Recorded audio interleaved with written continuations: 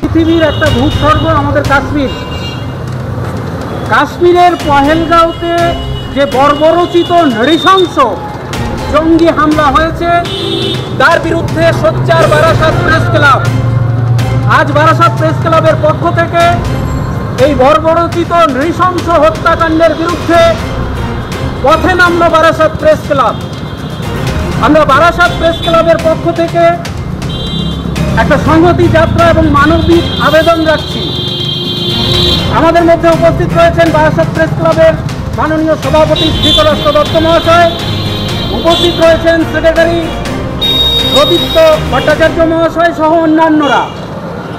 আমি ধৃতরাষ্ট্র দত্ত মহাশয়কে বারাসাত প্রেস ক্লাবের পক্ষ থেকে এই নৃশংস বর্বরোচিত হত্যাকাণ্ডের বিরুদ্ধে আমাদের প্রেস বিবৃতি রিলিজ করবার জন্য আহ্বান জানাচ্ছি। আজকের বারাসাত প্রেস ক্লাব থেকে যে মহতী উদ্যোগ গ্রহণ করা হয়েছে, যে মৌন মিছিল। কেন মৌন মিছিল? আগেই আমাদের কর্ণধার অনন্ত চক্রবর্তীর মুখ থেকে আপনারা জানলেন যে কয়েকদিন আগেই কাশ্মীরের পহেলগাঁওতে যেভাবে নিধনযজ্ঞ হয়েছে, সেই নিধনযজ্ঞতে আমাদের ভারতবাসীদের যেভাবে খুন করা হয়েছে, জঙ্গি হামলায় যেভাবে তাদেরকে নৃশংসভাবে হত্যা করা হয়েছে, সেই হত্যার পরে আমাদের দেশের কোনো মানুষেরই আর ঘরে বসে থাকা উচিত নয়। কারণ আজকে প্রশ্ন উঠেছে আমাদের সার্বভৌমত্ব নিয়ে, আমাদের দেশের একতা নিয়ে, আমাদের দেশের ঐক্য নিয়ে। সেখানটায় দাঁড়িয়ে বারাসাত প্রেস ক্লাব উত্তর 24 পরগনা জেলার সর্ববৃহৎ সাংবাদিকদের সংগঠন বারাসাত প্রেস ক্লাব আজকের এই দিনটাকে বেছে নিয়েছে যে যারা মারা গিয়েছেন, যাদেরকে মারা হয়েছে নৃশংসভাবে, তাদের সেই মৃত্যুর প্রতিবাদে আজকে আমাদের মৌন মিছিল এবং তাদের আত্মার শান্তি কামনার্থে আজকে আমাদের এই মৌন মিছিল। এটা হচ্ছে প্রতীকী একটা মৌন মিছিল। আমাদের যে কজন আমাদের নিজেদের সদস্যরা রয়েছে তাদেরকে নিয়ে আজকে আমাদের এই মিছিল। এরপরে আমাদের দেশের যে অবস্থা চলছে, সেই অবস্থার পরিবর্তন না হলে আমরা যারা সাংবাদিক তারাও আমরা ঠিক মতন কিন্তু আমাদের কলম আমরা খবর কিন্তু ঠিক মতন তুলে ধরতে পারবো। ভারতবর্ষের বিভিন্ন প্রান্ত থেকে, বিভিন্ন রাজ্য থেকে মানুষ সেখানে গিয়েছিলেন তাদের ছুটি কাটাবার জন্য।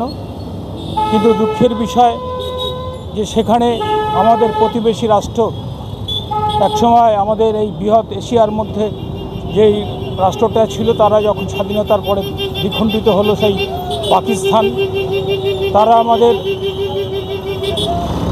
সবসময় ক্ষতি করার ভাবনা নিয়েই গত 22 তারিখে আমাদের নিরস্ত্র 26 জন মানুষকে দাঁড়িয়ে তারা হত্যা করেছে। সেখানে রক্তের বন্যা বয়ে গেছে।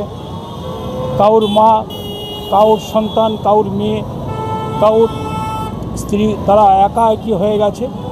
কিন্তু আমরা দেখলাম আশ্চর্যভাবে যে সেখানটায় এই ঘটনা ঘটে যাওয়ার পরেও সেখানে প্রায় 2 ঘন্টা 2.5 ঘন্টা ধরে আমাদের সেই মানুষগুলো আহত হয়ে নিহত হয়ে সেখানে পড়েছিল। সেখানকার কোনো নিরাপত্তা রক্ষীকে আমরা দেখিনি। এর পিছনে কি ষড়যন্ত্র আছে কিনা আমরা জানি না, সেটা আগামী ভবিষ্যৎ বলবে। কিন্তু যারা মারা গেলেন, যেই সব মানুষরা আমাদের কলকাতার 3 জন আছেন এবং আছেন আরেকজন বীর সৈনিক ঝন্টু আলী শেখ। তিনি যখন পরের দিন সেই সমস্ত জঙ্গিদের খুঁজে বের করার জন্য আমাদের নিরাপত্তাবাহীরা জঙ্গলে খুঁজছিলেন, তখন পিছন থেকে তাকে গুলি করে হত্যা করা হয়।